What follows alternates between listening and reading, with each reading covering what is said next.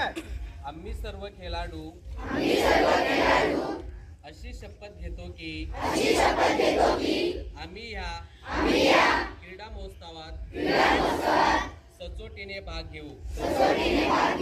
या क्रीडा महोत्सवात होणाऱ्या क्रीडा प्रकारात आम्ही उत्साहाने सहभागी होऊन उत्तम खेळाचे प्रदर्शन करू.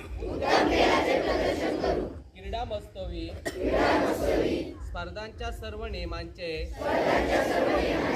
आम्ही एकनिष्ठेने पालन करू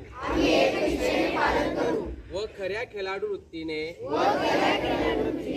वागून पंचांनी दिलेला निर्णय अंतिम मानून स्पर्धा निकोप वातावरणात पार पाडू.